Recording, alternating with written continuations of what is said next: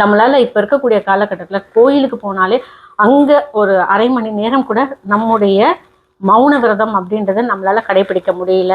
ஏன் மனசை கூட நம்மளால மௌனமா வச்சுக்க முடியல. 1000 யோசனைகள் நம்ம மனசுக்குள்ள வருது. சாமியை பார்த்துருவோமா, இல்லை சாமியை பார்க்கறதுக்கு முன்னாடி தர போட்டுருவாங்களா, லைன் சீக்கிரமா நகர்ந்துடுமா, வாசல்ல செருப்பு வேற வச்சுட்டு வந்துட்டோமே, கார்லயே விட்டுருக்கலாம் ஆனா செருப்பை வாசல்ல வச்சுட்டோமே, எவ்வளவு யோசிக்கிறோம் நாம.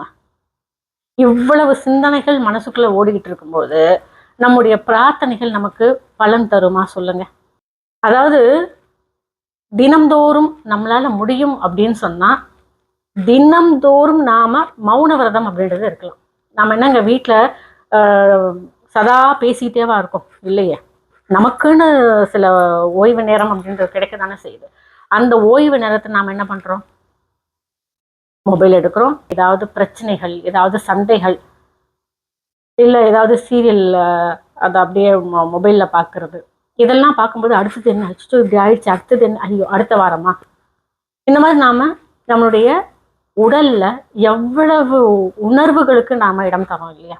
அத்தனை உணர்வுகளும் நாம லேசா நம்ம சொல்லிடுறோம், உணர்வுகள் அப்படின்னு சொல்லிடுறோம். ஆனா அந்த உணர்வுகள் நம்மளுடைய உடல்ல எவ்வளவு நாடி நரம்புகளை அதோடைய இயல்பு நிலைக்கு மாறாக இயக்க வைக்குது இல்லையா, அந்த இயல்பு நிலைக்கு குறைவாக இயங்க செய்யுது.